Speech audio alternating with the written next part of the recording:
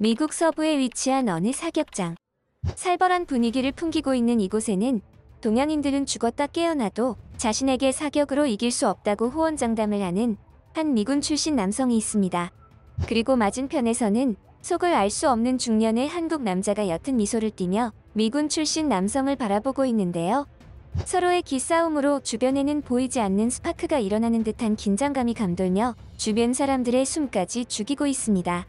그런데 잠시 후 말 한마디 없던 한국인 중년 남자는 갑작스럽게 총구를 미국 남성 쪽으로 들이밀며 이내 방아쇠를 당기고 마는데요. 그 이후 일어난 충격적인 상황에 현장에 있던 모든 사람은 기겁했다고 합니다. 도대체 그곳에서는 어떤 일들이 있었던 것일까요? 여보, 언제 정신 차릴 거예요? 아이 분유값도 없다고요? 전설의 스나이퍼? 그게 우리 가족 먹여 살리나요? 세상에 적성에 맞는 일만 하는 사람이 어디 있어요? 다들 해야 하니까 그냥 하는 거지. 왜 당신만 그렇게 유난을 떠냐는 거예요? 돈을 벌어야 먹고 살 거 아니에요. 저는 자랑스러운 나의 조국 미국에 사는 한 가정의 가장, 조셉 윌슨이라고 합니다. 미군에서 저격수로 활동하며 전설의 스나이퍼라고 불리던 저였지만 지금은 전역 후 사랑스러운 어린 딸아이와 아내가 있는 평범한 집안의 가장이 되었죠. 최근 들어 저는 아내에게 심각한 협박을 받는 상황입니다. 경제적인 활동을 하지 못하고 있는 저의 탓이었죠. 가족을 먹여 살려야 할 의무가 있는 남자이자 우리 집의 가장으로서 부끄럽기 그지없는 상황입니다. 물론 저도 취업에 대해 노력하지 않은 것은 아니었습니다. 저 혼자였다면 모를까 아내와 딸아이가 있었기에 하기 싫어도 억지로 일을 하려고 했죠.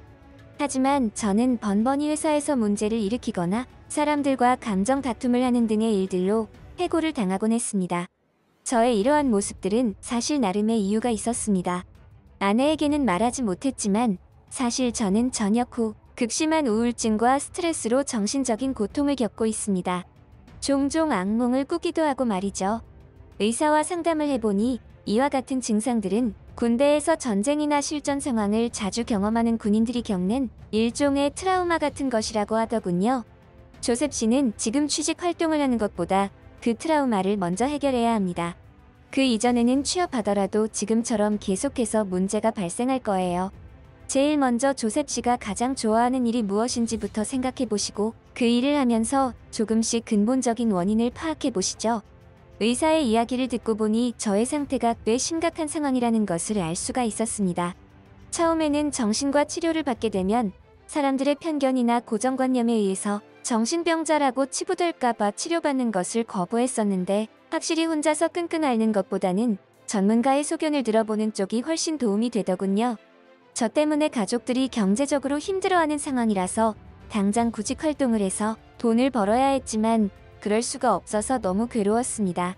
생각해보면 군인이라는 이유로 적군을 사살하고 처리하는 일들을 기계적으로 해왔었는데 사회로 전역하게 되면서 그러한 일들이 감정적으로 저를 힘들게 했습니다.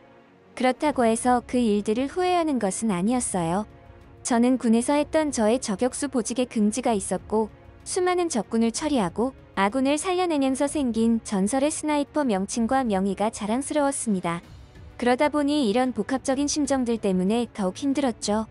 일단 저는 머리를 식히기 위해서 의사의 말을 곱씹으며 제가 좋아하는 것을 찾아보기 시작했습니다. 그때 딱 한 가지밖에 떠오르지 않더라고요. 사격. 저는 사격을 할 때는 그 어느 때보다 침착해지고 집중력을 발휘하며 잡생각을 떨칠 수가 있었습니다. 아마도 저의 천성이 그런가 봅니다. 사격만큼은 그 누구보다 잘할 자신이 있었고 또 실제로 누구에게도 지지 않을 사격 실력이 있었기에 자신감 또한 출중했죠. 미국에는 가지각색의 사격장들이 존재합니다. 제가 사격을 하고자 한다면 언제든지 할 수가 있는 상황이었죠. 그 중에서도 제가 자주 가는 사격장이 있는데 그곳에서는 제가 원하는 모든 종류의 사격을 할 수가 있었고 심지어 사격이 지루해지면 그곳에서 멀지 않은 곳에 사냥까지 할 수가 있어서 저에게는 더할 나위 없는 사격장이었습니다. 사격장에 도착한 저는 여느 때와 마찬가지로 사격 감각을 끌어올리기 위해 표적 정밀 사격을 시작했죠. 사격에 대해서 잘 모르시는 분들을 위해 약간의 설명을 첨부하자면 표적 정밀 사격은 일반적으로 우리들이 알고 있는 고정된 종이 표적지를 일정한 거리를 두고 사격을 실시하는 방법입니다. 해당 사격 방법은 늘 제가 사격을 시작할 때 실시하는 방법인데 정확도를 향상시켜 주어서 좋죠. 표적 정밀 사격으로 어느 정도 감을 끌어올린 저는 곧바로 클레이 사격을 하는 곳으로 이동했습니다. 클레이 사격은 아마 대부분의 사람에게 익숙한 사격 방식일 겁니다. 과거 유럽의 귀족들이 하늘에 비둘기를 날려서 총으로 맞히는 게임을 즐겼는데 그러한 방법을 현대에 와서는 비둘기 대신 접시를 하늘로 날려서 하고 있죠. 그래서 해당 접시의 이름도 피전이라고 부릅니다. 클레이 사격까지 열심히 하다 보니 시간 가는 줄 모르겠더군요. 다른 일들은 못해 먹겠더니 사격하는 저는 그 어느 때보다도 즐거워하고 있고 행복했습니다. 돈을 못 벌어서 가장의 역할도 제대로 수행하지 못하는 주제에 이런 곳에서 돈도 안 되는 사격이나 하는 제 모습이 짜증났습니다. 심지어 경제적으로 무가치한 행동을 하고 있으면서 즐거워하는 저 자신이 한심하더군요. 그 와중에 제가 사격하고 있는 바로 옆 사로에서는 웬 동양인 무리가 시끌벅적하게 떠들며 사격을 즐기고 있었는데 아니나 다를까 소리만 요란하지 날아가는 접시들을 전혀 맞추질 못하더군요. 그도 그럴 게 일반적인 동양인들이야 총기를 다뤄보거나 사격을 할 일이 많이 없으니 그러려니 했죠. 그런데 어찌나 옆에서 떠들어 제끼던지 너무 시끄러워서 약간의 경고성으로 동양인들이 놓친 접시 표적을 제가 쏘아 맞춰버리고 말았습니다. 그제야 시끄럽게 떠들던 그들은 갑자기 조용해지며 제 쪽을 바라봤죠. 사격장에서 너무 시끄럽게 하는 건 매너가 아닙니다. 조금만 목소리를 낮춰주시죠. 저는 정중하게 부탁했고 당연히 그들도 제 말을 이해했을 것이라 생각했죠. 하지만 그들은 자신들의 언어를 사용하며 신경질적으로 저에게 반응했습니다. 그러더니 저에게 어설픈 영어로 우리는 한국에서 관광을 온 사람들인데 이 정도 이야기도 나누지 못하게 하는 건 인종차별이 아니냐며 저에게 이해해달라는 강요를 하더군요. 참 어이가 없었죠. 한국인들은 사고방식이 우리와는 완전히 다르다고 생각했습니다. 원래는 없던 인종차별을 하게 될까봐 겁이 나더라고요. 그래서 저는 일이 더 복잡해지기 전에 해당 사격장을 빠져나왔습니다. 혹시라도 또다시 제 성질을 이기지 못해 그들과 몸싸움이라도 하게 되는 날이면 안 그래도 경쟁활동도 못하는 제가 가족들에게 입힐 피해를 생각하지 않을 수 없었거든요. 그래서 저는 사격장에서 조금 벗어난 사냥터를 가게 되었습니다. 제가 이 사격장을 좋아하는 이유 중에 하나가 바로 이 사냥 시스템 때문이었죠. 일반적인 사격장들은 보통 사격 시스템들만 갖추어 놓고 운영하는 경우가 많았는데 이곳은 사격장과 더불어 사냥터까지 운영했기에 저에게는 거의 최적의 시스템이나 다름없었습니다. 사격으로 감을 끌어올린 다음에 실전에 돌입하는 것이죠. 멋지지 않습니까? 클레이 사격을 하면서 감을 최대치로 끌어올린 저는 한껏 기대에 부푼 상태로 사냥터로 나갔습니다. 이때는 몰랐죠. 저에게 그러한 일들이 생길 줄은 말입니다. 사냥터로 나간 저는 조금씩 불쾌감이 스멀스멀 올라왔습니다. 왠지 익숙한 말소리들이 들려왔고 그 소리는 은근히 신경에 거슬렸거든요. 클레이 사격장에서의 그 한국인들이었습니다.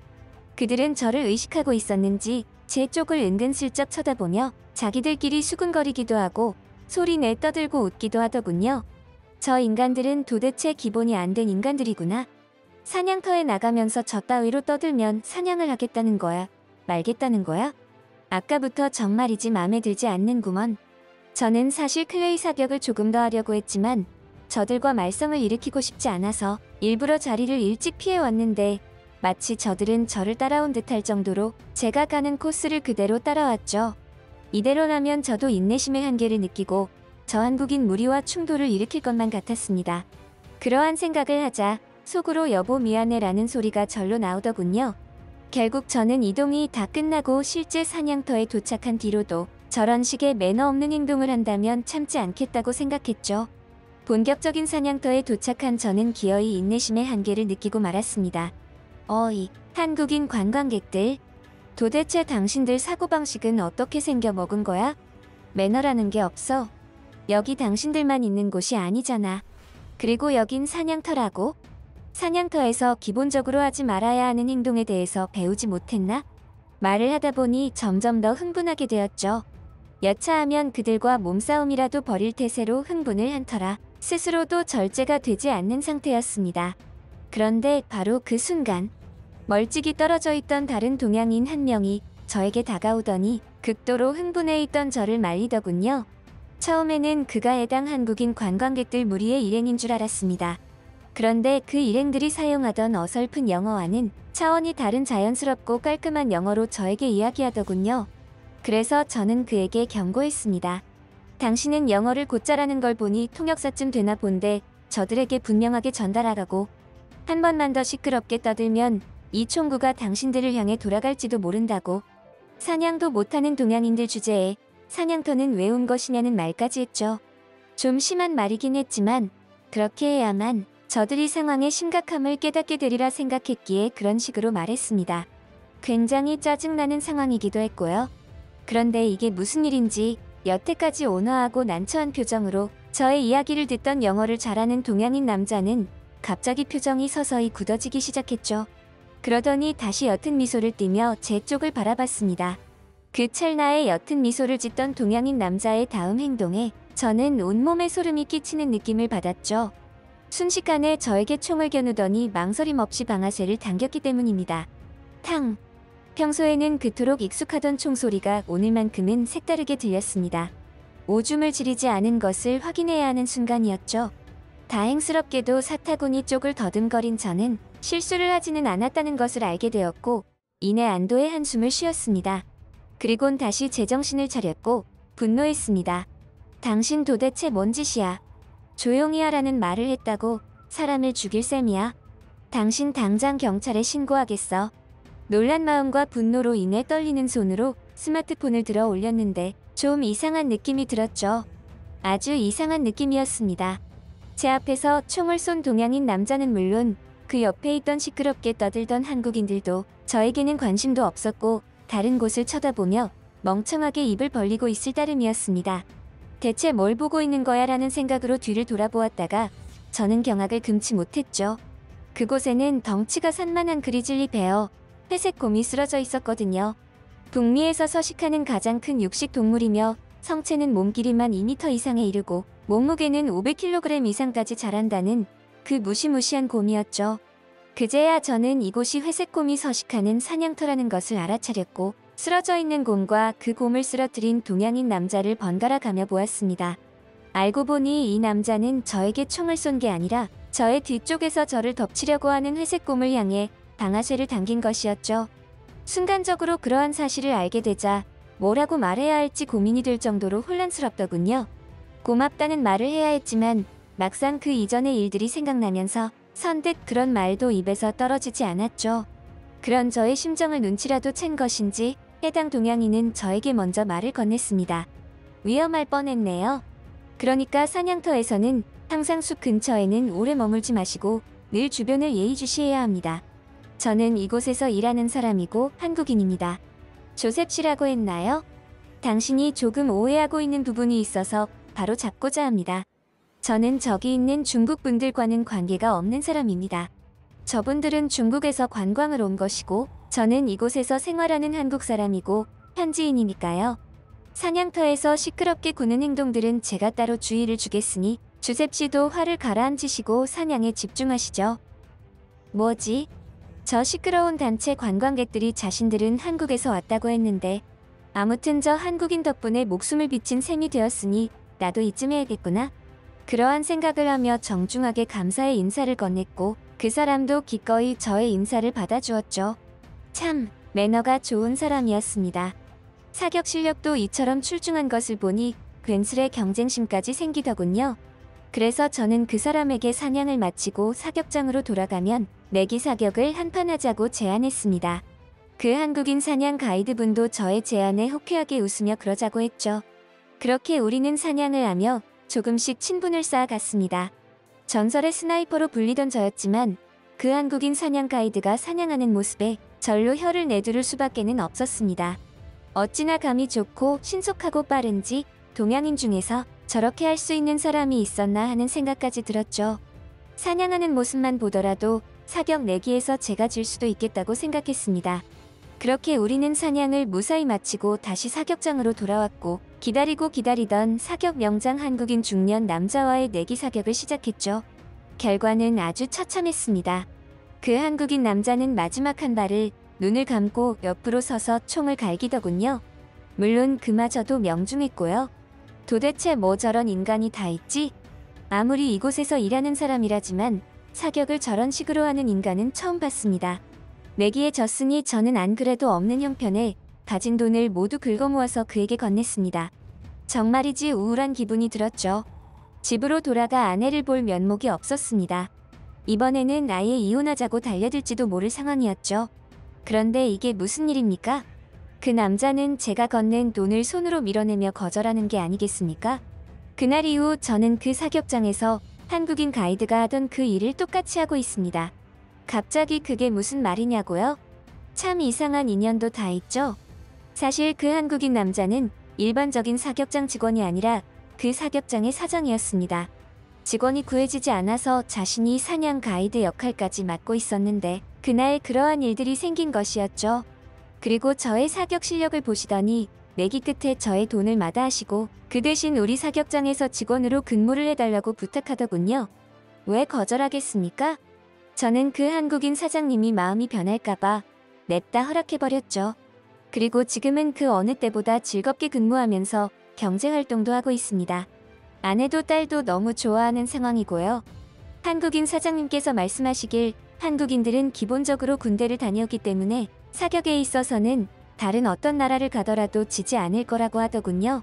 그런 것도 모르고 저는 동양인들은 총기 소지가 불가하기 때문에 사격도 못할 것이라고 생각을 했던 겁니다. 여러분들 중에서도 사격을 좋아하는 분들이 있다면 사격장에서 동양인으로 보이는 사람에게 절대 내기를 걸지 마세요. 특히 그 사람이 한국인이라면 더더욱 말입니다. 자칫 잘못하면 당신은 그날 패가망신을 할 수도 있어요.